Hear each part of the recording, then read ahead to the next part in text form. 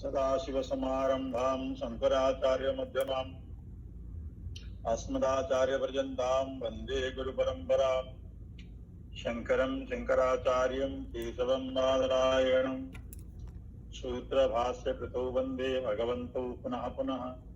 ईश्वरो गुरुरात्मेति मूर्तिभेदविभागिने व्योमवद्व्याप्तदेहाय दक्षिणामूर्तये नमः।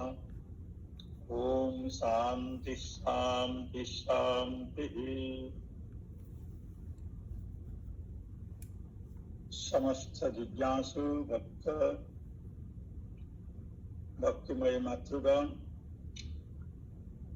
विवेक चूड़ामणि क्रमागत भाव आम शुणुले स्थूल शरीर उपर विचार चली। स्थूल शरीर होची आयतन अर्थात सूक्ष्म और कारण शरीर रहा स्थान विचार करते भगवान संकल्प कले गृहवत गृह मेदिना। ये गृहवत घर भली आमर जमी समस्त घर आश्रय दे थाए झील स्त्री परिवार को नहीं आम गोटे गृह भीतर रोचे। ठीक से भली मन बुद्धि चित्त अहंकार आदि समस्त इंद्रिय एवं समस्त सूक्ष्म शरीर और कारण शरीर को आश्रय दिए स्थूल शरीर आम विचार करुले। ये स्थूल शरीर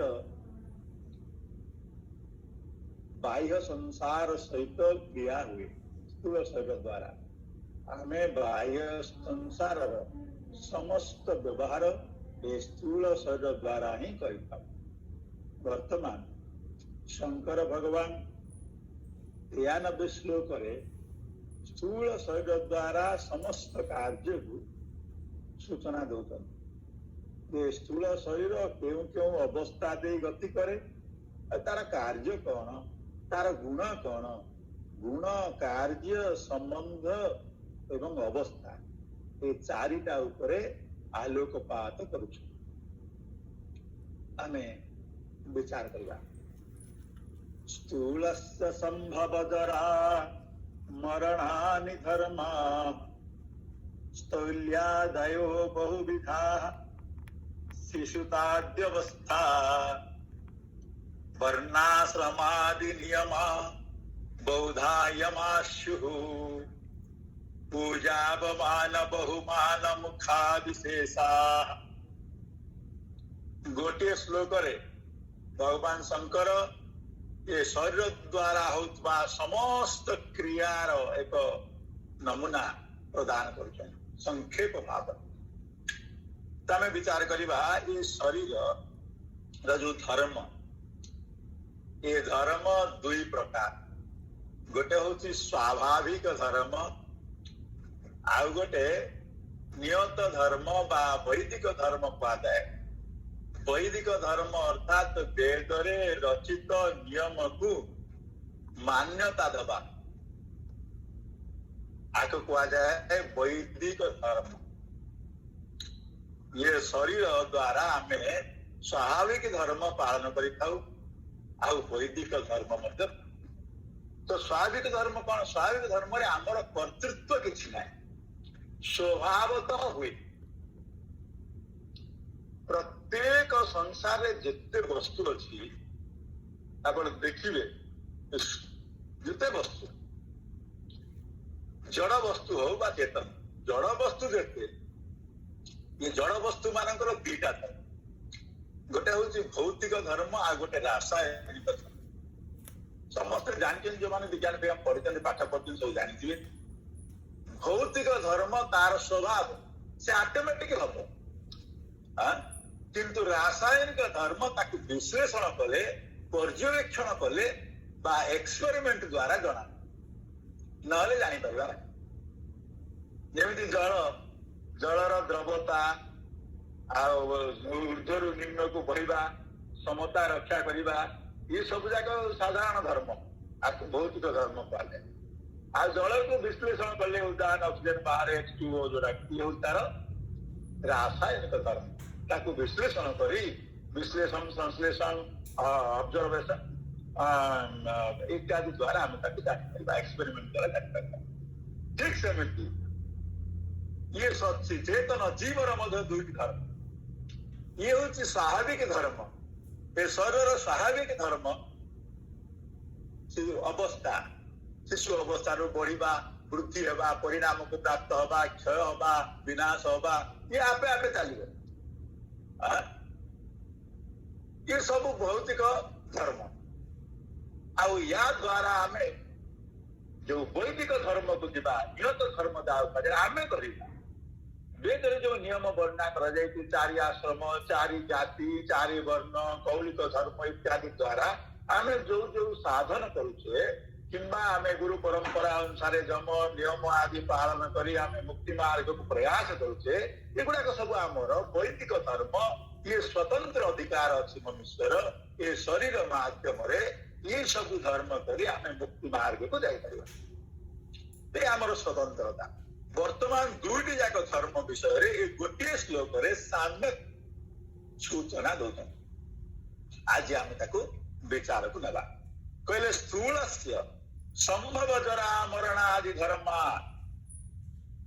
ये स्थूल शरीर संभव जरा मरण रे आदि शब्द को आम नेबा छटा षट विकाराणि ये शरीर छटा विकार अच्छी ताकू षट विकार कहुए ये षट विकार हूँ तार धर्म स्वाभाविक धर्म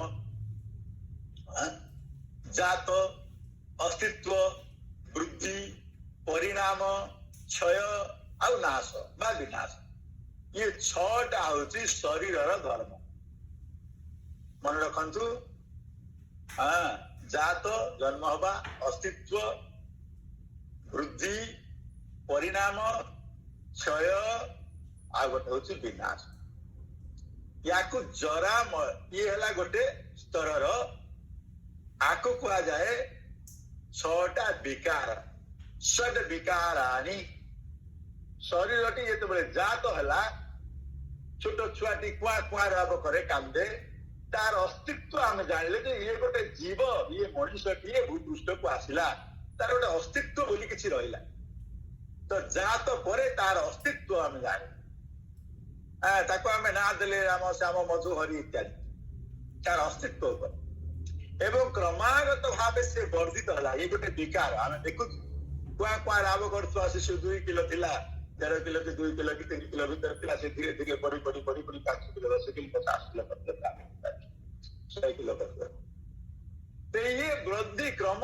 वृद्धि प्राप्त हो शरीर तार प्रक्रिया अनुसार से वृद्धि हम एवं गोटे परिणाम को प्राप्त हम जोटा वृद्धि हेनी तापर क्षय आरंभ हम धीरे धीरे शरीर क्षीण हे जरा आदि प्राप्त हम वृद्धावस्था आदि प्राप्त हम एवं परिशेष शरीर विनाश हम ये हूँ शरीर धर्म आगे कह जाए शारीरिक धर्म तो ये शारीरिक धर्म ये स्वतः हुए ताकि करे ये प्रकृति द्वारा नियंत्रित ये प्रकृति द्वारा ये छटा विकार क्रमागत भावे चली थाए ये छटा विकार सहित जोड़ी हो जाए जरा मरण आदि धर्म तो चारोटी अवस्था दे जीव गति करे बाल्यावस्था जोटा कि कुमार अवस्था बोली कहा जाए आमे जो कुमार बोले आमे ओडिया रे आम भाषा रे रूढ़ी ही जाइछि कुमार कहले 12 वर्ष रु अधिक अवस्था किशोर अवस्था को आमे बुझे सेटा कुमार शब्द संस्कृत रे छोट छुआ शिशु अवस्था शैशव बाल्य जाओ ताकू कुमार बोली कह तो बाल्यावस्था तापरे आसिबो किशोर अवस्था तापरे यौवन अवस्था पुणी प्रौढ़ावस्था आसला वृद्धावस्था यही छटी अवस्था देकर आम कहुए अवस्था जीवर छटी विकार जात अस्तित्व वृद्धि परिणाम क्षय और विनाश सेमती छटा अवस्था बाल्य ऐश्वर युवावस्था प्रौढ़ावस्था वृद्धावस्था गोटे हूँ नाश अवस्था ये मध्य अवस्था ये अवस्था दे मनुष्य से भितर चारिटा आम भोग करू जन्म जरा व्याधि मृत्यु बोली कह जाए अनेक जगार ये चारिटा रखा जाए कारण ये सब व्याधि को रखा जाए जन्म जरा जरा माने वृद्धावस्था व्याधि आउ मृत्यु ये चारि प्रकार दुख आम भोग कर जन्म मात्र के मनुष्य कांदे छुआ कांदे जन्म दुखम पुणी जरा अवस्था आसिले तार शरीर को नहीं से कांदे दुख करे मृत्यु भय आसे पहुंच जाए तेणु जरा दुखम आउ गोटे दुख हूँ व्याधि व्याधि रूपक दुख मनुष्य भोग करे व्याधि दुखम शेषे विनाश रूपक दुख तो ये चारिटा दुख जन्म जरा व्याधि संपूरित शास्त्र में व्याधि निर्णय करा जायछि ये व्याधि दुई प्रकार संस्कारगत और तात्कालिक तात्कालिक व्याधि कौन वर्षा रे तिंती गले ज्वर है कौन गुड़िए खाईदे झाड़ा चाक्टर हो गला हाँ ये सब हूँ तात्कालिक जमती आम भाइरस गोटे आसवे कोरोना कौन गोटे भाइरस आसीगला शरीर भितर प्रवेश करगला रोग होगा आपको कह जाए तात्कालिक रोग एक्यूट केयर आउ गोटे संस्कारगत रोग जीव को आसे संस्कार माने पिता माता संस्कार हो निजर संस्कार हो कि परिवेश संस्कार ये संस्कारगत रोग ये दुई प्रकार रोग मनुष्य भोग करे तू संस्कारगत तात्कालिक रोग व्याधि पुणी जरा अवस्था ये जरा मनुष्य को निश्चित भाव में आक्रमण करे ताकू के अटके पार नहीं कारण शरीर क्षय हम निश्चित ये सब गुड़िक आज आम जहाँ शुणिले ये हूँ तार धर्म बोली कह जाए स्थूल शरीर धर्म ये स्थूल शरीर धर्म को आमको स्वीकार करने को पड़े किंतु मनुष्य कहे बुझे किंतु स्वीकार करे नहीं जरा अवस्था को स्वीकार करे नहीं यौवनम स्वप्न संदेशम संपदम कुसुमापहम विद्युत चंचलम आयुषम तस्मा जागृत जागृत मनुष्य तो यौवन अवस्था आसे सब गुड़ाक इंद्रिय परिप्रकाश हुए पर पूर्णता लाभ करे एवं अहंकार मध्य से भीतर पूर्णता लाभ कले करे अहंकारी ही जाए भावे मु केवल बुढ़ा आगु आ वृद्ध मोर केवल आसु यही भाव में अहंकारी मनुष्य दुख भोग करे कष्ट भोग करे जरा आसे भावी पारे जरा आसे अर्थात जरा अवस्था से चाहे भोग इच्छा मजी जाए तेणु भगवान कहले ये आदि शंकर भगवान ये आदि अवस्था केवल भोग जनित मनुष्य भोग सुख को लाभ करने कौन सी अवस्था को इच्छा करे नहीं ये सब अवस्था निवृत्त है गोटे अवस्था जोटा जो भोग पूर्ण रूपे आम भोग कर संसार को से अवस्था ही स्थायी रहा इच्छा करे मनुष्य ये हूँ इच्छार धर्म ये कहीं इच्छा करे या भीतर गोटे कारण जेहेतु अपरिवर्तनीय आत्मा मोर स्वरूप हूँ अपरिवर्तनीय मोर स्वरूप हूँ सुखमय मोर स्वरूप हूँ आनंदमय बोध स्वरूप मोर स्वरूप किंतु मु शरीर बोली ज्ञान रे कहूँ ये शरीर उपरे मध्य मोर वास्तव धर्म को प्रयोग करने को चाहूँ এইটা মধ্যে ସମସ୍ତଙ୍କର କାରଣ ମୋର ବାସ୍ତବ ଧର୍ମ ଅଛି, ମୋ ଧର୍ମକୁ ତ ମୁଁ ତ୍ୟାଗ କରିପାରିବି। ମୋର ଅମର ଧର୍ମ ମୁଁ କେମିତି ତିଆରି କରିବି, ମୁଁ କେମିତି ତ୍ୟାଗ କରିବି? ମୋ ଧର୍ମ ଅମର, କିନ୍ତୁ ଅଜ୍ଞାନରେ ମୁଁ ଏପଟେ ଶରୀର ବୋଲି ଭାବିଦିଏ, ଶରୀର ନୁହେଁ। ଆଉ ମୋର ଧର୍ମକୁ ମୁଁ ଶରୀରକୁ ମଧ୍ୟ ଶରୀର ଭିତରେ ମଧ୍ୟ ଦେଖିବାକୁ ଚାହେଁ। ଏ ଶରୀର ଅମର ହଉ, ମୋର ଜନ୍ମ ନାହିଁ, ମୁଁ ଜନ୍ମ ହେଇଗଲି ଯେତେବେଳେ ସିଏ ବି ଚାହୁଁନି ମୁଁ ଜନ୍ମ ହେବା ପାଇଁ।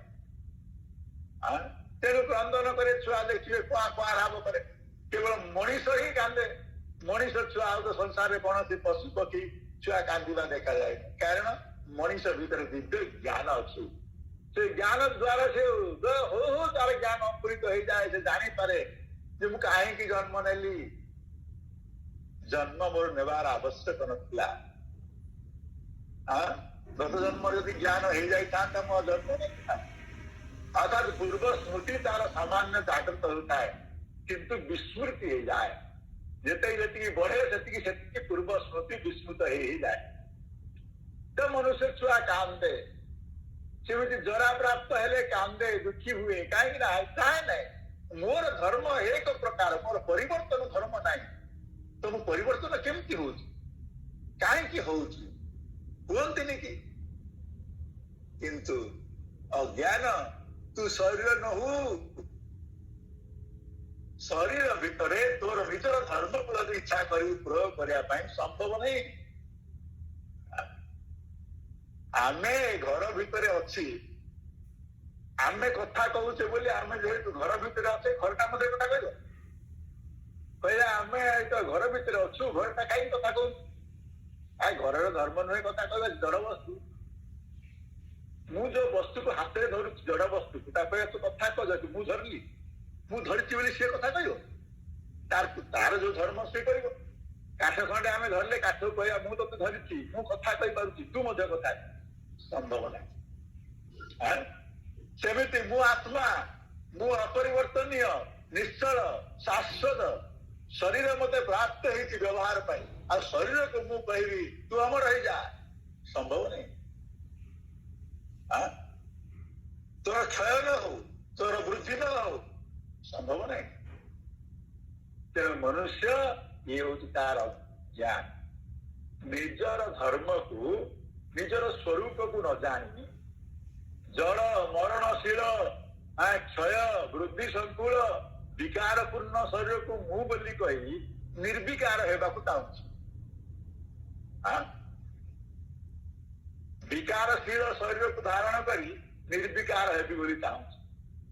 ବିକାରଶୀଳ ଶରୀର ସହିତ ତାଦାତ୍ମ୍ୟ ହେଇ ଅମର ହେବାକୁ ଚାହୁଁଛି।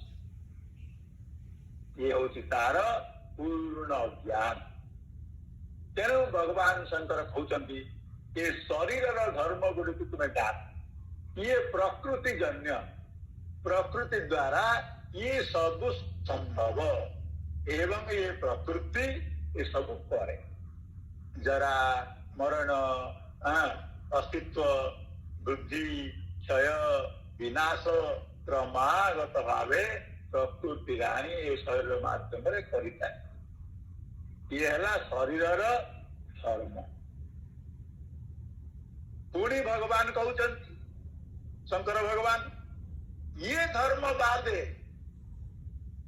ଶରୀର ମାଧ୍ୟମ ଖଳୁ ଧର୍ମ ସାଧନମ।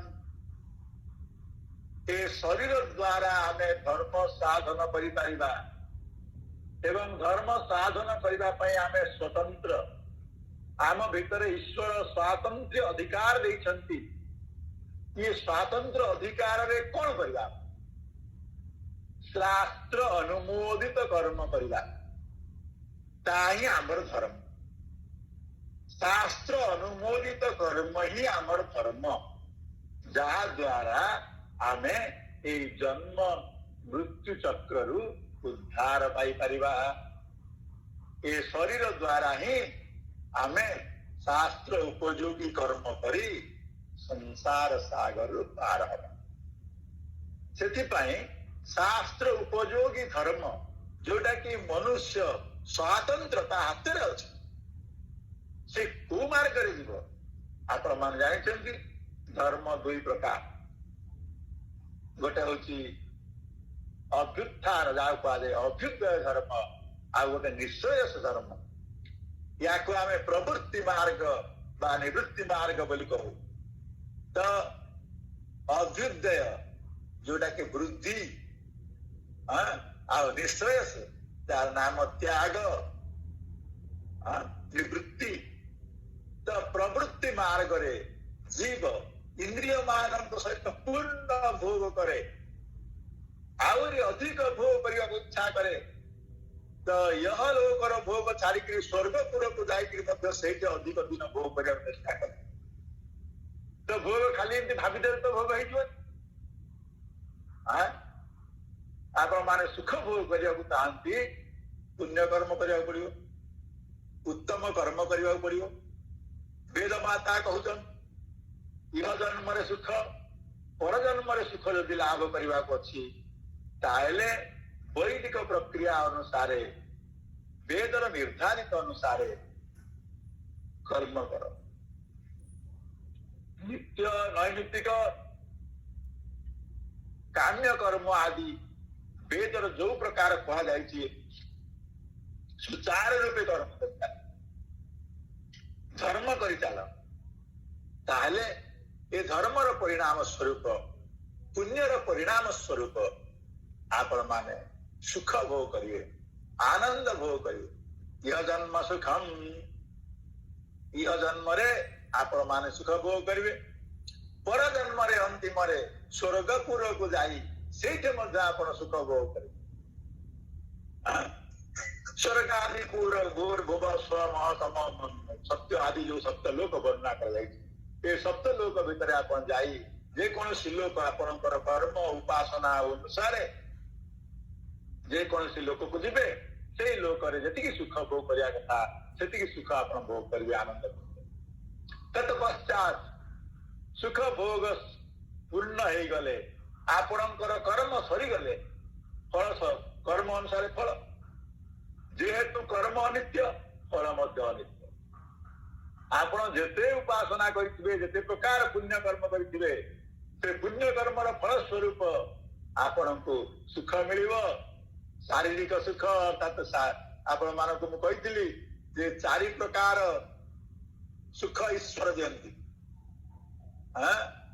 तो शारीरिक बल, मानसिक बल बा बौद्धिक बल, आर्थिक बल, लोक बल, ये चारि प्रकार बल अर्थात शक्ति आपण को मिली।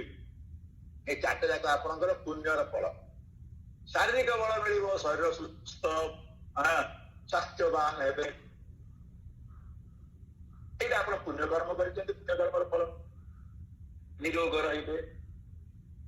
आ मानसिक बल अत्यंत विचक्षण स्मृति शक्ति हम, अधिक अध्ययन विचार करें, अधिक ज्ञान भंडार आप पाखे ये आप पुण्य कर्म फल। आर्थिक बल अर्थर अभाव हम ना, अर्थ को आप यथेष्ट परिमाण अर्थ पाइबे, ठीक ठीक व्यवहार करें। आर्थिक बल। लोक बल आप चाहिए आप 50 लोक 100 लोक आपणकर सेवा करें, आपणकर सहयोग करें, आपणकर समस्त कार्य सहानुभूति देवे। ये हूँ आपणकर पुण्य कर्म फल। जो माने चारिटा पाँच आज चाहिए 1000 लोक पछे आसपारे, बहुत धनवान सुखरे अच्छा, शरीर मध्य सुस्थ, रोग नहीं शोक नहीं, एमती मैंने देखुं केते जन अच्छा से माने से मानकर पूर्व जन्म पूर्व जन्मर पुण्य फल भोग। पुण्य फल भोग केमती हम ना वैदिक धर्म अनुसार, वैदिक रीति अनुसार, वैदिक नियम अनुसार वेदर परंपरा अनुसार जब आम धर्म को पालन करवा, ठीक ठीक वर्णाश्रम धर्म पालन करवा, नित्य नैमित्तिक कर्मादि पालन करवा, जनता सेवा करवा निष्काम भाव ताहले ईश्वर कृपा करी आम मान फल प्रदान करेंगे। यह लोग स्वर्गपुर सुख पाइबे, अप्सरा आदि बहुत थे, भोग आप करें, रोग हबनी शरीर में, निरोग रही पारे, सुस्थ रही पारे, यही शास्त्र वर्णना। अतः यही सब कार्य हूँ प्रवृत्ति मार्ग। आ ब्रह्म भुवना लोका पुनरावर्तन्ते अर्जुन। भगवान अर्जुन को कहते हे अर्जुन, यह लोक जन्म नेला परे विशेषकर मनुष्य जन्म प्राप्त करिथिबा जीव यदि पुण्य कर्म करे ताहले स्वर्गादि लोक ब्रह्मलोक पर्यंत जाए, किंतु पुण्य लोक फल सरीगले पुनरावर्तन्ति आउ थरे फेरी आसीबो एवं एई मर्त्य लोकरे मनुष्य हे जन्म नेब, पुणी आउ थरे कर्म करिबो, आउ थरे पुण्य संग्रह करिबो, आउ थरे पुण्य संग्रह करी आउ जदि कौन सी काल पुणी पाप हो गला, अहंकारी हो गला, पुण्य फल भोग भोगु ताले अहंकारी होकर पाप करने को लगिला, ताले निम्न को जीव शेष तीर्जक आदि जोनि, तीर्जक माने पशुपक्षी आदि जोनि रे प्रवेश करी पुणी तार मृत्यु बारंबार दुख क्लेश भोग करियो। पुणी मनुष्य शरीर को आसला बेले पाप कर्म भोग करुला बेले शारीरिक बल क्षीण, आर्थिक बल क्षीण, दारिद्रता स्मृति मध्य क्षीण हो जाइथिबो, जरा आदि दुख भोग करने को पड़ुथिबो, लोक बल नथिबो, लोक निंदुक बहुत बढ़िबे, किए डाकिले आसीबेनी, किछि करिबेनी, दुख कष्ट भितर पड़ी ये चारि प्रकार विपरीत फल होउची पापर फल। तो भगवान कहउचंती ये शरीर माध्यम तुम जो स्वतंत्रता रही, तुम्हें स्वतंत्र भाव में कर्म करिव, शास्त्र भीत कर्म कर। तो कौ कर्म करी प्रभु? तो कहते वर्णाश्रमादि नियमा बहुधा जमासु, वर्ण आश्रमादि नियमा वेद रे बहुत प्रकार कर्म उपासना वर्णना करे, श्रृंखलित करने मनुष्य जीवन कल्याण करने। तो प्रथमे वर्ण आश्रम धर्म चारि प्रकार वर्ण कर दिया गला, ब्राह्मण क्षत्रिय वैश्य शूद्र। ये जो चारि प्रकार वर्ण आपणकर कर्म अनुसार है, सबु शास्त्र को पूरी पूरी प्रशंसा कर कर्मानुसार, किंतु परंपरा भाव में जाति हो गला। कहीं ना जो कर्म जे कला ता पुओ मध्य से कर्म कला, ता पुओ मध्य से कर्म कला, तेणु क्रमागत भाव ये गोटे जाति रे परिचय। तो प्रकृत प्रथम अवस्था रे कर्म अनुसार ही विभाग होइतला। ब्राह्मण माने अध्ययन अध्यापन क्रिया कले एवं जगतर मंगल पाए यज्ञ कर्म आदि करी अन्य जाति मानकर सुविधा सुजोग प्रदान कले, भिक्षा करी बंचिले, ये ब्राह्मण्य धर्म थिला, क्षत्रिय धर्म थिला। देश को जाति को समाज मनुष्य जाति को सुरक्षा करने पाए तार कर्म। तेणु से वीरत्व शौर्य द्वारा शासन करिब, न्याय विचार करिब लोक मानकर, एवं देश को जाति को सुरक्षा कर शत्रु ठारे क्षत्रिय धर्म। वैश्य धर्म है पोषक गर्भ बोली कह जाए, पेट जदि विराट पुरुष बोली कहला आमे, ए विराट पुरुषर मस्तिष्क होचंती ब्राह्मण, बाहु होचंती क्षत्रिय, राजन्य कृता बाहु क्षत्रिय मान जात है बोली कह जाउती, बाहु होची क्षत्रिय, पेट होचंती वैश्य। कारण चाषी कृषक आदि करी खाद्य जोगाण करुचंती सब जाति रे। पाद होची शूद्र बोली कह जाउती, पाद्याम शूद्र अजायत। तो ये तीन जातिर सेवा करिबे पुरुष सूक्त आपण पढ़ते मनसो जात ब्राह्मण मनोजात होती, बाहु राजन्यकृत बाहु क्षत्रिय जात होती, नाभि कमल शूद्र ये वैश्य मान जात होती, पादर शूद्र जात। ये विराट पुरुष जो देखा जाऊँ संसार रूपी विराट पुरुषंकर पाद हेले शूद्र, गर्भ हेले वैश्य, बाहु हेले क्षत्रिय एवं मस्तक हेले ब्राह्मण। ये वर्णना कर शास्त्र। सेमती वर्ण आश्रम, आश्रम हूँ चारिटा मान जानते, ब्रह्मचार्य आश्रम, ग्राह्यस्य आश्रम, वानप्रस्थ आश्रम, संन्यास आश्रम। ये आश्रम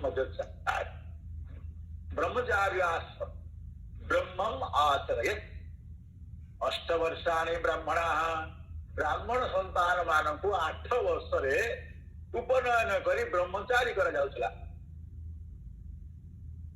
क्षत्रिय संतान मानक 10 वर्ष रे आ वैश्य संतान मानक 12 वर्ष रे करा जाउछला। जन्म ना जायते शूद्र, जन्म हेला मात्र समस्त शूद्र।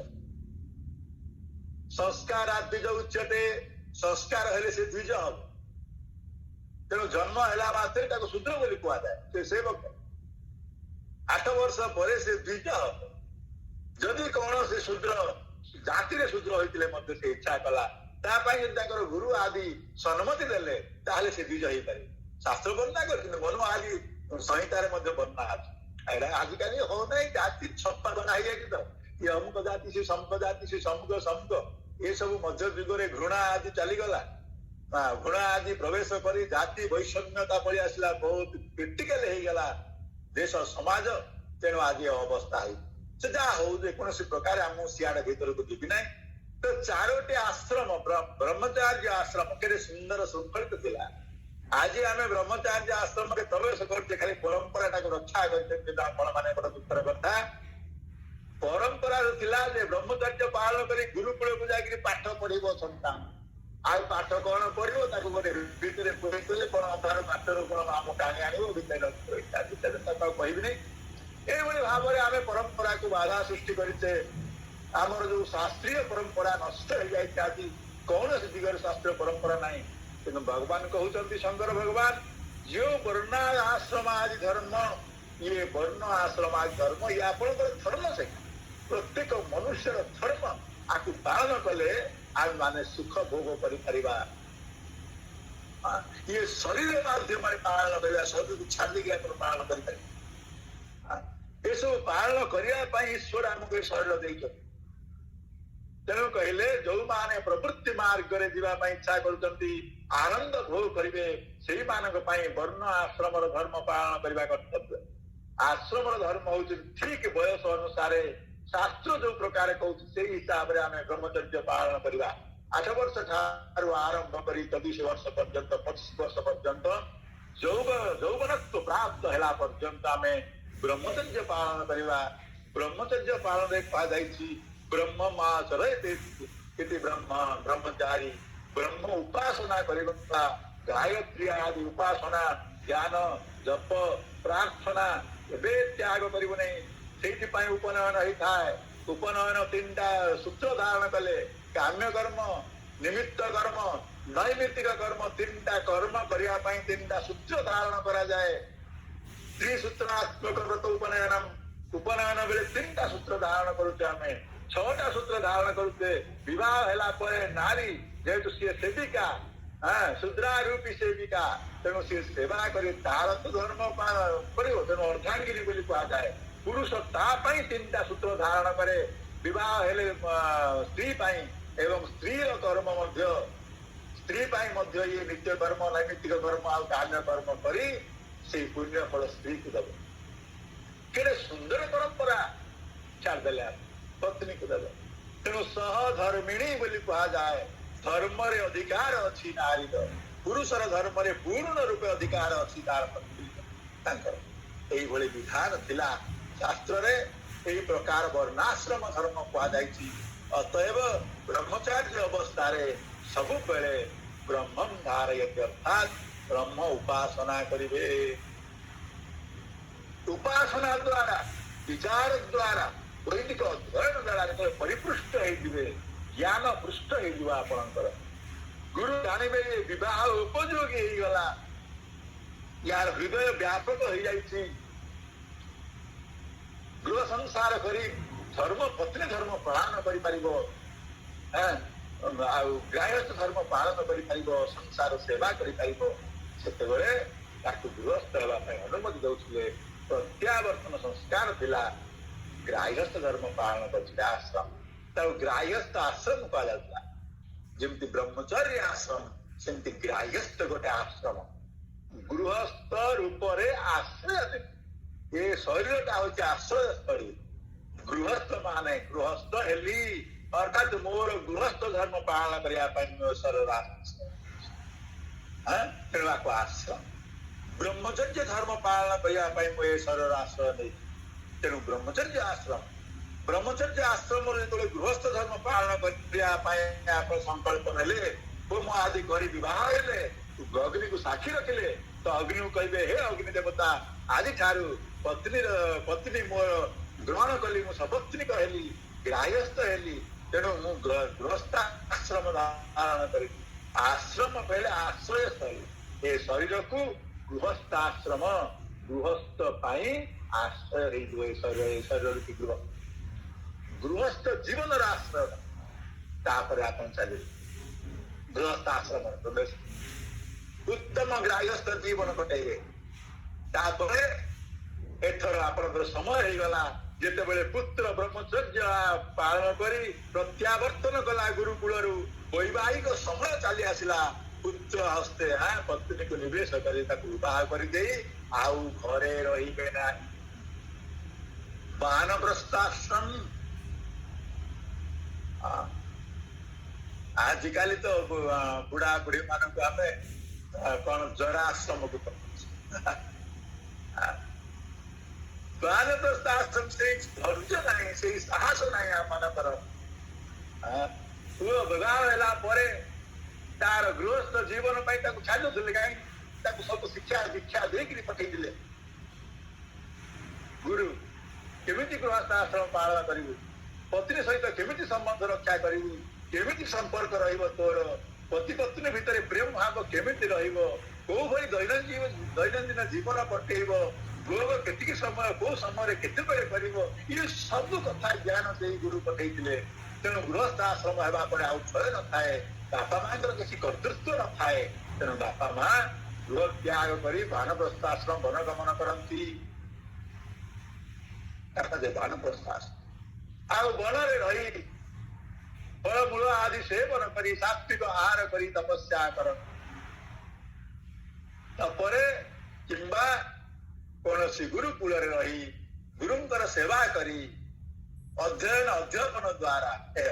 द्वारा विचार द्वारा चित्त को शुद्ध कर 25 वर्ष तपस्या परे गुरु जदि चाहिए जे ये वर्तमान विद्वत अवस्था पड़े आसलानी संन्यास योग्य से अंतिम समय संन्यास दियंती जाकि मुक्त हो जाती संसार सागर आउ के प्रत्यावर्तन होगा पड़े ना ये हूँ वर्णाश्रम धर्म ये वर्णाश्रम धर्म आपण करेंगे केमिति ना वर्णाश्रम धर्म आपण को क्या द्वारा करेंगे धर्म द्वारा ये हूँ वैदिक धर्म आ ये वर्णाश्रम धर्म पालन करने आपण के शरीर मिलूँ ए शरीर केवल सुख भोग करने मिले ना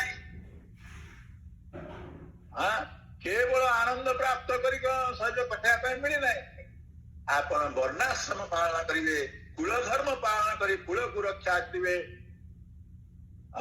गृहस्थादि धर्म पालन कर पितृमातृ को सेवा देवे बापा मां सेवा करेंगे पुत्र कन्या आदि संबंध ऋणानुबंधन कटेबे ऋणानुबंधन सब कटिगला परे आपण माने संन्यास नहीं विद्वत संन्यास है आत्मज्ञान प्राप्त करी संसार सागर मुक्त ये थिला वर्णाश्रम परंपरा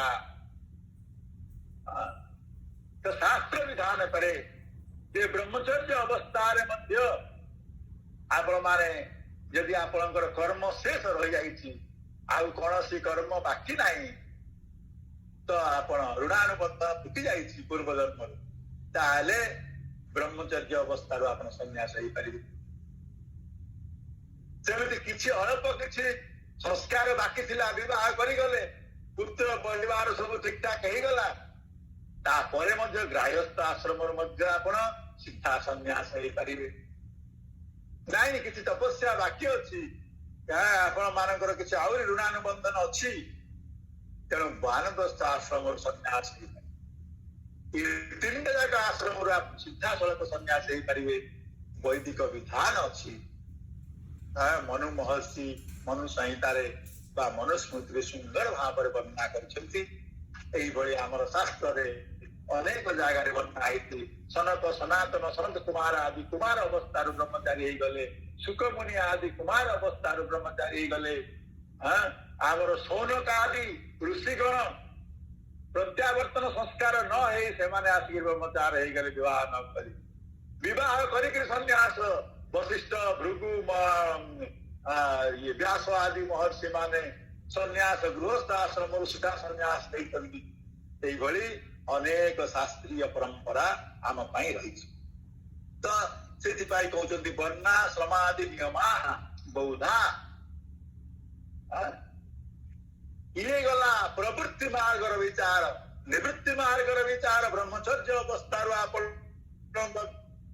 भीतर जदि निवृत्ति मार्ग पड़े आसला संसार इच्छा है नहीं निवृत्ति मार्ग इच्छा है ताले आपण माने विवेक वैराग्य आदि साधना चतुष्ट साधन करी साधन चतुष्ट अभ्यास करी गुरुकुल को जाई वेद अध्ययन पूर्वक आत्मज्ञान प्राप्त करी किंबा योग रास्ता रे गले आपण माने पतंजलि जो विधान अच्छी जम नियम आसन प्राणायाम ध्यान धारणा समाधि आदि ये अष्टांग योग को साधन करेंगे तेणु भगवान शंकर कहते बौद्धा जमा शु अर्थात जम नियम आसन प्राणायाम प्रत्याहार ध्यान धारणा समाधि आदि ये समस्त क्रिया जिते प्रकार वर्णाश्रम बा अनेक प्रकार जम आदि जो क्रिया अच्छी जम नियम आदि अष्टांग योग ताकू साधन करेंगे क्या द्वारा साधन करेंगे शरीर द्वारा शरीर माध्यम खल धर्म साधनम यहाँ आपण करेंगे स्वयं स्वाभाविक क्रिया ये नुहे स्वाभाविक धर्म नुहे ये हूँ आपणकर स्वतंत्र धर्म आप निजे को मार्ग को जीवे को मार्ग को बाछी ने सी आपण निर्भर यदि जम नियम आदि पालन करेंगे सत्य अहिंसा अहिंसा सत्य अस्तेय ब्रह्मचार्य परिग्रह आदि गुरुदेव स्वामी शिवानंद जी महाराज कहले तीनोटी तत्व अहिंसा सत्य अहिंसा ब्रह्मचर्य तीन पालन कर सत्य अहिंसा ब्रह्मचर्य ये सरल तत्व तीन टारे सब गुड़ाक अच्छे दिव्य जीवन संघ दिव्य जीवन क्या कह जाए जो माने सत्य अहिंसा आउ ब्रह्मचार्य तीन पालन कर दिव्य जीवन संघर सभ्य बोली कह जाए भगवान स्वामी शिवानंद महाराज वर्णना कर तो कहबार उद्देश्य ये सत्य अहिंसा ब्रह्मचर्य आदि पालन आम स्थूल शरीर माध्यम करवा शरीर को त्याग कर नहीं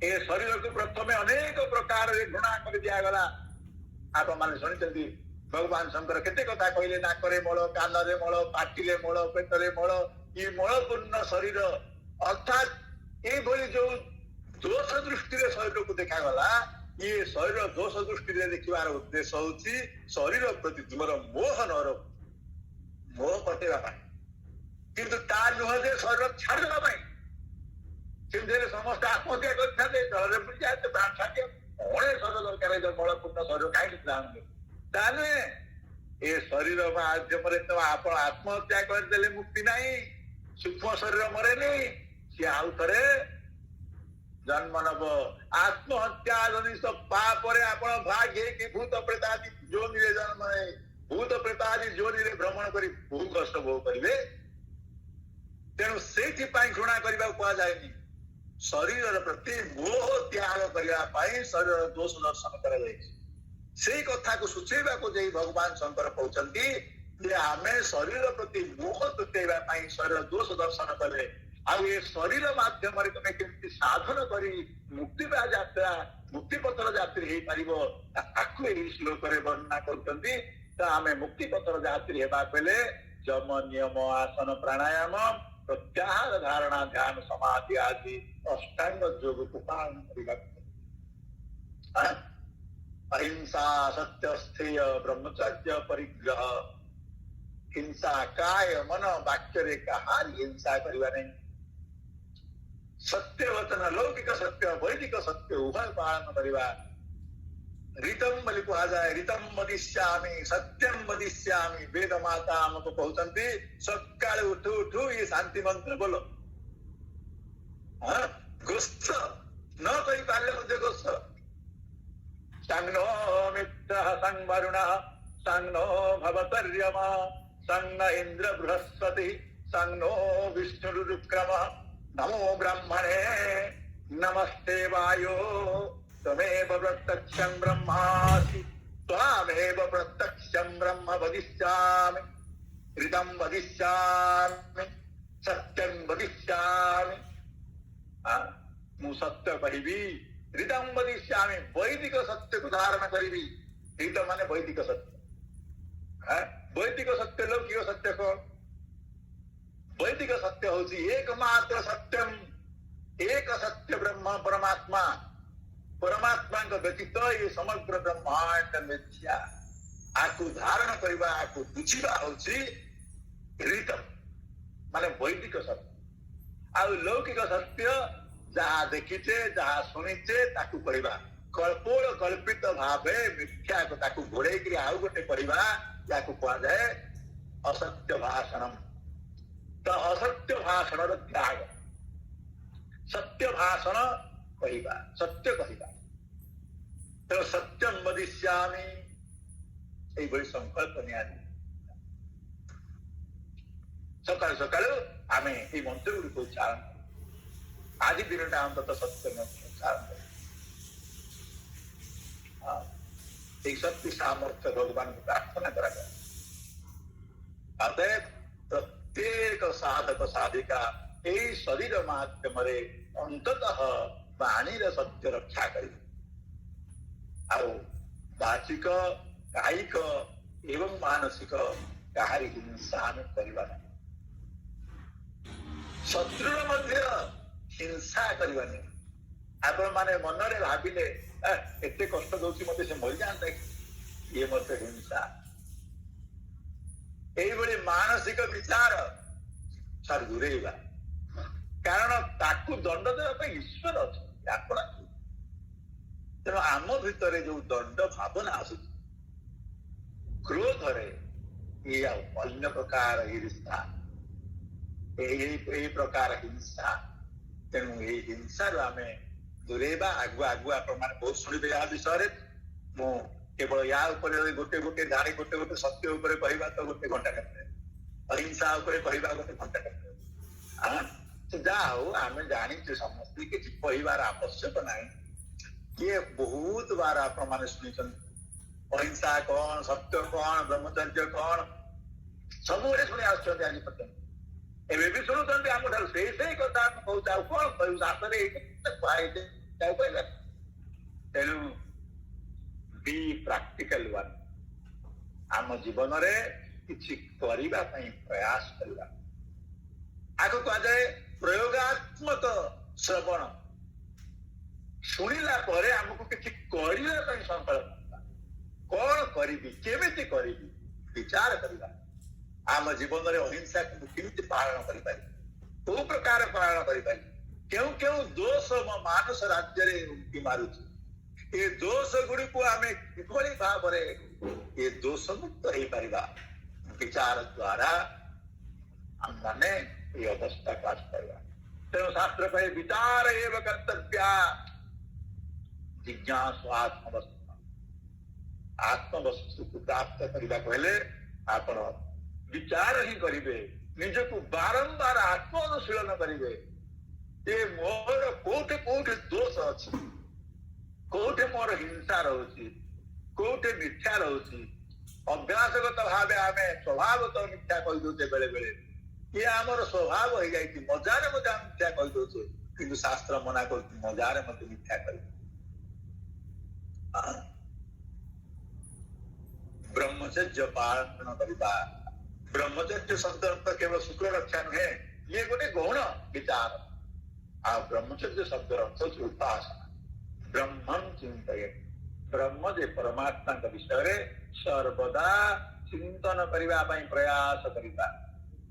आपण जिते भी समय पाउछंती अंततः मनटा टिके भगवान पाकर प्रयास कर जिते एकांत बस आम टीवी देखुचे क्या सहित बांधे गप होचे पांच कथा करी आम समय नष्ट करुचे आम गोटे भजन गायक से आनंद पाई भगवान चिंतन करके आनंद पाई किसी भगवान विषय स्वाध्याय कर से आनंद पाई किसी स्वाध्याय करंतु किसी भजन करंतु किसी मानसिक जप करंतु ବା କିଛି ଅନ୍ୟ ସହିତ କଥାବାର୍ତ୍ତା ହେଲେ କିଛି ଆଧ୍ୟାତ୍ମିକ ବିଚାରରେ କଥାବାର୍ତ୍ତା ହୁଅନ୍ତୁ। ଗୀତାରେ ଗୋଟେ ଶ୍ଲୋକ ଆପଣ କୁହନ୍ତୁ, ସିଏ ଶୁଣନ୍ତୁ, ତାହେଲେ ସିଏ କହନ୍ତୁ, ଆପଣ ଶୁଣନ୍ତୁ। ପରସ୍ପର ଭିତରେ ଏକ ଆଧ୍ୟାତ୍ମିକ ବିଚାର ରହୁ। ଏଇଭଳି ବିଚାର ଦ୍ୱାରା ଠିକ ଜାଗାରେ ପହଞ୍ଚି ପାରିବେ, ଉପଯୁକ୍ତ ସ୍ଥାନରେ ପହଞ୍ଚି ପାରିବେ। ତେଣୁ ଶାସ୍ତ୍ର ସବୁବେଳେ ଆମକୁ କହେ ସାଧକ ବନ, ତେଣୁ ସାଧକ ହବା, ସାଧକ ସାଧିକା ହବା। ଏଇଥିପାଇଁ ଏ ଶରୀର ମିଳିଛି ଆପଣଙ୍କୁ, ଆଉ କିଛି ପାଇଁ ମିଳିନାହିଁ। ବାରମ୍ବାର ଶଙ୍କର ଭଗବାନ ସେଇ କଥା କହୁଛନ୍ତି, ଏଇଥିପାଇଁ ତୁମକୁ ମିଳୁଛି। ତ ଏଇ ସବୁ କାର୍ଯ୍ୟ ଯଦି ଆମେ କରିବା ଏ ଶରୀର ଦ୍ୱାରା, ତାହେଲେ ଇଏ ଆମର ମୋକ୍ଷର ସାଧନ ହେଇଯିବ। ଏଇ ଶରୀର ଆମ ପାଇଁ ମୋକ୍ଷ ସାଧନ, ମୋକ୍ଷର ସାଧନ ହବ। ଯଦି ଏଇ ସବୁ କାର୍ଯ୍ୟ ଆମେ ନ କରିବା, ତାହେଲେ ଏ ଶରୀର ଆମ ପାଇଁ ବାଧକ ହବ। ପୁନରପି ଜନନମ୍ ପୁନରପି ମରଣମ୍, ଆଉ ଥରେ ଜନ୍ମ ନେଇ ଆହୁରି ଅଧିକରୁ ଅଧିକ ଦୁଃଖ, ସଂସାର ଦୁଃଖରେ ପୀଡ଼ିତ ହେବାକୁ ହବ। ତେଣୁ କଣ କରିବା? ନିଜେ ନିଜେ ବିଚାର କରିବେ। ଭଗବାନ ଶଙ୍କର କହୁଛନ୍ତି ବର୍ଣ୍ଣାଶ୍ରମାଦି ନିୟମାଃ ବହୁଧା ଜମାସୁ, ଏଇ ସବୁ ଜିନିଷ ପାଳନ କରି ଆପଣଙ୍କ ଶରୀରକୁ ମୁକ୍ତି ମାର୍ଗରେ ନିଅନ୍ତୁ। ଯୋଉ ଶରୀର ପ୍ରାପ୍ତ କରିଛନ୍ତି, ଅମୂଲ୍ୟ ଶରୀର, ଦିବ୍ୟ ଶରୀର, ତାକୁ ଆମେ ମୁକ୍ତି ମାର୍ଗରେ ନେବା। ତାପରେ ଶରୀରର ଆଉ ଥରେ ଏଇ ଯୋଉ ଶରୀର ଭିତରେ ଯୋଉ ସୂକ୍ଷ୍ମ ଶରୀର, ମନ, ବୁଦ୍ଧି ଆଦି ଏ ସ୍ଥୂଳ ଶରୀର ସହିତ ଯୋଉ ସମ୍ବନ୍ଧ ରହିଛି, ମାନ ଅପମାନ ଇତ୍ୟାଦି, ଏ ସବୁ ଶରୀରର ଧର୍ମ ବର୍ଣ୍ଣନା କରିକି ଅନ୍ତିମ ଶ୍ଲୋକରେ କହୁଛନ୍ତି ପୂଜାବ ମାନ ବହୁମାନ ମୁଖା ବିଶେଷାଃ। ଏ ଶରୀର ମାଧ୍ୟମରେ ଆପଣ ମାନେ ଯୋଉ ଏଷଣାତ୍ରୟର ବିଚାର ଅଛି, ମାନ ସମ୍ମାନ ପାଇବାର ଇଚ୍ଛା ଜୀବର ତିନିଟା ଇଚ୍ଛା, କାମିନୀ, କାଞ୍ଚନ ଆଉ କୀର୍ତ୍ତି ବୋଲି କୁହାଯାଏ। ଲୋକେଷଣା, ବିତ୍ତେଷଣା, ଆଉ ଗୋଟେ ହଉଛି ଉତ୍ତେଷଣା। ଏ ତିନିଟା ଜୀବର ଇଚ୍ଛା ଥାଏ ସମସ୍ତଙ୍କର। ତ ଏଇଠି ମାନାପମାନ, ମନୁଷ୍ୟকে ସବୁବେଳେ ସମ୍ମାନ ଚାହେଁ। ତେଣୁ ନିଜେ ଯଦି ଗୋଟେ ଭକ୍ତ ହେଲା କି ଗୋଟେ ସାଧକ ହେଲା, ତ ମତେ ସାଧକ ବୋଲି ମଧ୍ୟ ଅନ୍ୟମାନେ ଜାଣନ୍ତୁ, ସମ୍ମାନ ଦିଅନ୍ତୁ, ଏଇ ଇଚ୍ଛା ତାର ଯାଏ। ମୁଁ ଭକ୍ତ ବୋଲି ଅହଙ୍କାର ଥାଏ, ମୁଁ ସାଧକ ଗୋଟେ ବୋଲି ଅହଙ୍କାର ଥାଏ, ମୁଁ ଧର୍ମରେ ଚାଲୁଛି ବୋଲି ମଧ୍ୟ ଅହଙ୍କାର ଥାଏ। ଏ ଅର୍ଥ ଆର ସମ୍ମାନ ପାଇବା ପାଇଁ ସେ ଚାହେଁ। ତେଣୁ ପୂଜା, ପୁଷ୍ପ ମାଲ୍ୟ ଆଦି, ମୁଁ ଜଣେ ଉପଯୁକ୍ତ ସାଧକ, ମତେ ଫୁଲମାଳ ଦିଅନ୍ତୁ, ମତେ ସମ୍ମାନ ଦିଅନ୍ତୁ। ଆଉ ମୋର ଯେକୌଣସି କାର୍ଯ୍ୟ, ମୁଁ ଯଦି ଅନ୍ୟ କିଛି ସେବା ଦେଲି, ତାଠାରୁ କିଛି ସମ୍ମାନ ଚାହୁଁ, କିଛି ସମ୍ମାନ ସିଏ ଦଉ, ଇଏ ଆମର ସ୍ୱଭାବ। ତ ଶଙ୍କର ଭଗବାନ କହୁଛନ୍ତି ଇଏ ମାନ, ସମ୍ମାନ, ଅପମାନ ଏସବୁ ଦେହର, ଆତ୍ମାର ନୁହେଁ। ଯାବତୀୟ କ୍ରିୟା ଆମେ କରୁଥିଲେ ମୋକ୍ଷ ମାର୍ଗର ସାଧନା ହଉ, ସମ୍ମାନ ପ୍ରାପ୍ତି ପାଇଁ, ଭୋଗ ପ୍ରାପ୍ତି ପାଇଁ, ସୁଖ ପ୍ରାପ୍ତି ପାଇଁ ଇଚ୍ଛା ହଉ, ଏ ସବୁ ଗୁଡାକ ଶରୀର ଦ୍ୱାରା ହୁଏ। ମୋକ୍ଷ ଇଚ୍ଛା ମଧ୍ୟ, ମୋକ୍ଷ ସାଧନ ମଧ୍ୟ ଶରୀର ଦ୍ୱାରା ସମ୍ଭବ ହୁଏ। ଏବଂ ମାନ ସମ୍ମାନ ଆଦି ସୁଖ ପ୍ରାପ୍ତ କରିବା ପାଇଁ, ଲୋକେଷଣା, ଉଦ୍ଦେଶଣା ଆଦି ଇଚ୍ଛାକୁ ପୂରଣ କରିବା ପାଇଁ କର୍ମ, ଇଏ ମଧ୍ୟ ଈଶ୍ୱର ଦ୍ୱାରା ସମ୍ଭବ ହୁଏ। ଆମର ସୁକର୍ମ ଦ୍ୱାରା ଲୋକମାନେ ଯେତେବେଳେ ପ୍ରଶଂସା କରନ୍ତି, ଆମେ ସୁଖ ଆନନ୍ଦରେ ବିଭୋର ହେଇଯାଉ। ଆମେ ବୁଝିପାରୁନା ଯେ ଏ ସୁଖ ଆମର ନୁହେଁ, ଏ ସୁଖ ସହିତ ବାସ୍ତବରେ ଆମର କୌଣସି ସମ୍ବନ୍ଧ ନାହିଁ। ଏ ସୁଖ ସବୁ ଶରୀର ପାଇଁ ହେଇଥାଏ। ଯେତେବେଳେ ମୁଁ ହରିଦ୍ୱାରରେ ଅଧ୍ୟୟନ କରୁଥିଲି, ଗୁରୁଜୀଙ୍କ ସାଙ୍ଗରେ, ଆପଣ ମାନେ ତ ଦେଖିଥିବେ, ଗୁରୁଜୀ ଆସିଥିଲେ, ଆଚାର୍ଯ୍ୟ ଦେବ ବିଶ୍ୱାତ୍ମାନନ୍ଦ ମହାରାଜ, ତାଙ୍କ ସାଙ୍ଗରେ ସବୁବେଳେ ସନ୍ଧ୍ୟାରେ ମୁଁ ଯାଏ। ସିଏ ଯାଆନ୍ତି ଗଙ୍ଗା କୂଳକୁ। ଗଙ୍ଗା କୂଳରେ ନୀଳ ଧାରା ବୋଲି ଗୋଟେ ଜାଗା ଅଛି। ସେ ନୀଳ ଧାରାରେ ଯେତେ ସବୁ ସନ୍ନ୍ୟାସୀ ମାନଙ୍କର ଶରୀର ତ୍ୟାଗ ହେଲେ, ସେଇଠି ତାଙ୍କୁ ବିସର୍ଜନ କରାଯାଏ, ସମାଧି କରାଯାଏ, ଜଳ ସମାଧି। ଯେମିତି ଋଷିକେଶରେ ଗୋଟେ ଜାଗା ଅଛି, ସେଇଠିକି ନେଇକି ବିସର୍ଜନ କରାଯାଏ। ଆପଣ ମାନେ ଯଦି ଜାଣିଥିବେ, ଆଶ୍ରମରେ ଅନେକ ସନ୍ନ୍ୟାସୀ ତାଙ୍କର ଦେହାନ୍ତ ହେବା ପରେ ତାଙ୍କୁ ନୌକାରେ ନେଇକି ନିର୍ଦ୍ଦିଷ୍ଟ ଗୋଟେ ଜାଗା ଅଛି, ସେଇ ଜାଗାରେ ତାଙ୍କୁ ବିସର୍ଜନ କରାଯାଏ। ଠିକ ସେଇଭଳି ହରିଦ୍ୱାରରେ ମଧ୍ୟ ନୀଳ ଧାରା ବୋଲି ଗୋଟେ ଜାଗା ଅଛି। से स्थान सन्यासी मानक विसर्जन करा जल समाधि करा। तो स्वामी जी सबुदिन से जाती आंगरे मु भी जाए। हाँ तो से गोटे बालुकार बसी आसन टे धरिकी जाता से बसती ध्यान करती बंद कर बस। तो थे आम दुई जन बसीचु गोटे सबटे भासी भासी जाऊँ हाथटा एमती उठी उठी जाए हाथटा एमती उठुचु आखि पड़गला अंधार हे आसुची अच्छा से हाथटा हल्ले हल्ले गला भाई देखा जाऊँ। तो स्वामीजी ध्यान भांगीगला से हठात तांकर भी दृष्टि पड़गला। स्वामीजी महाराज कहले देख देख देख कौन टे गोटे आसुच मु देखी कहली स्वामीजी गोटे सबटे भाषी बोधे हसिल सी कहार शरीर हो जने सन्यासी शरीर आउ कहार हम अन्य माने तो गंगारे विसर्जन कर नियम ना केवल सन्यासी मान को विसर्जन करा। तो स्वामीजी कहले देख आमर भली से महामंडलेश्वर केते जनकर सम्मान पाउथिव केते पुष्पमाल्य पाइथिव ता जीवन रे केते पूजा पाइथिव केते जन शिष्य थिबे तांकर आ केते अहंकार रे मु एति जन शिष्य मोर 1000 शिष्य 5000 शिष्य आ एते जन मते पूजा दउचंती एई भली केते अहंकार थिला आज समस्त अहंकार चुरमार आ ये शरीर मत्स्य मानकर खाद्य देखो देखो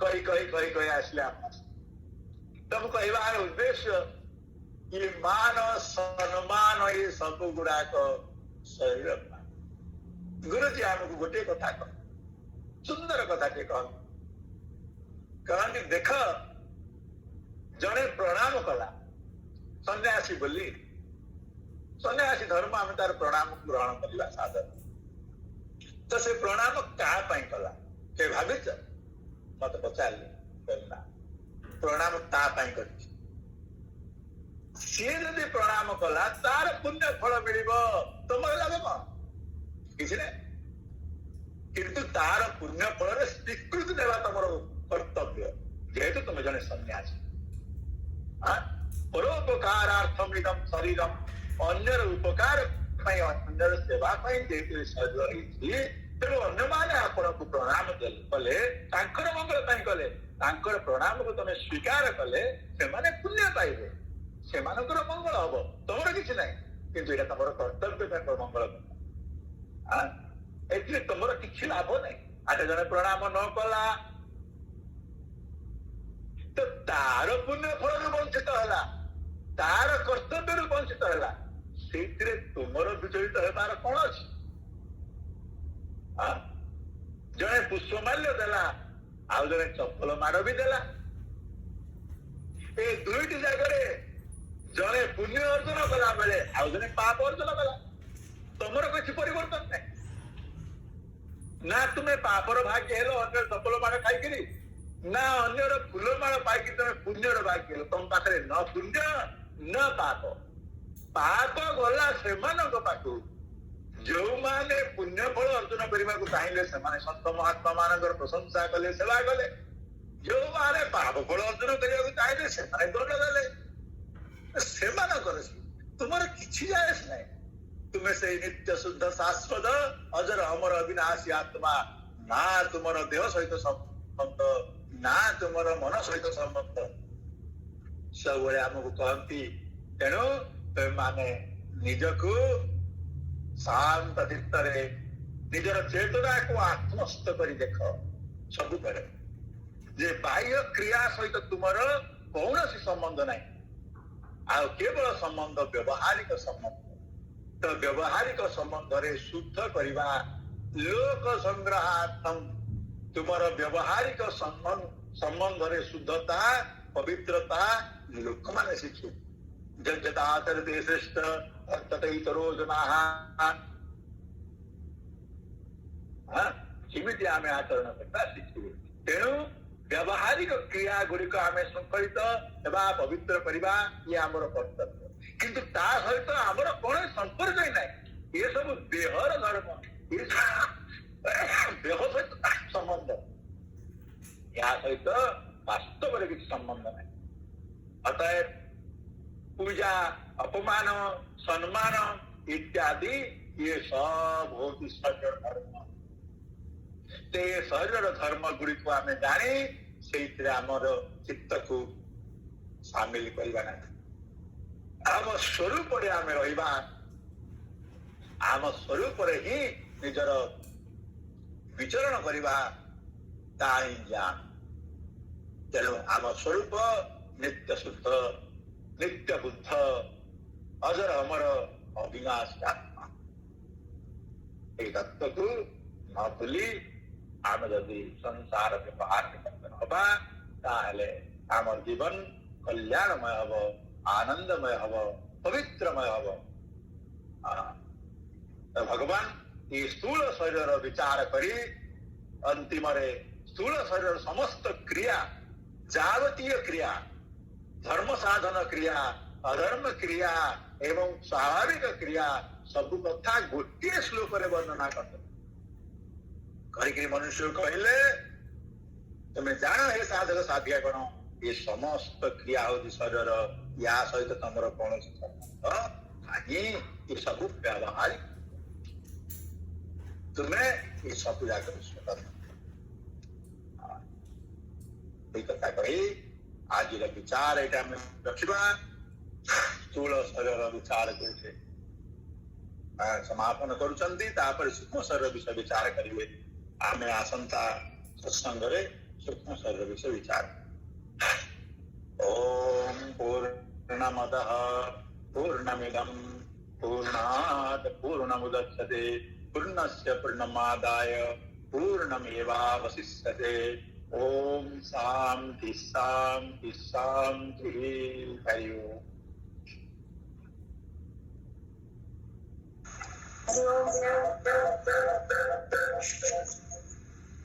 प्रणाम संजय। हाँ प्रणाम। भीम भाई लिखते मनरे हरि भजन छाड़ी दुर्लभ जन्म कलु अगाड़ी। हरि भजन बिना ये शरीर किसी मूल्य ना। खाली खाना पीना और सो जाना ये सब पशु समान। खाଇବା ପିଇବା ଭୋଗ କରିବା ये सब पशु सागर समान। तेणु आम जीवन लक्ष्य आम केମିତି ଏଇ ଶରୀର ମାଧ୍ୟମରେ ପାଇବା। तुलसीदास भी कहे पंचभूत काली अधम शरीर।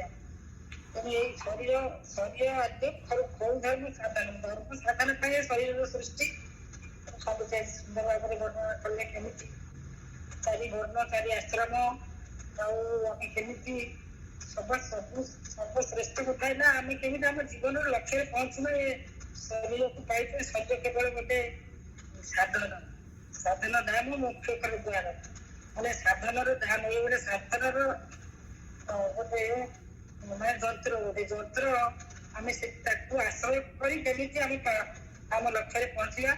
तेणु आम गुरुवार दिन स्वामी गोटे छोट स्वामी प्रश्न पचारि।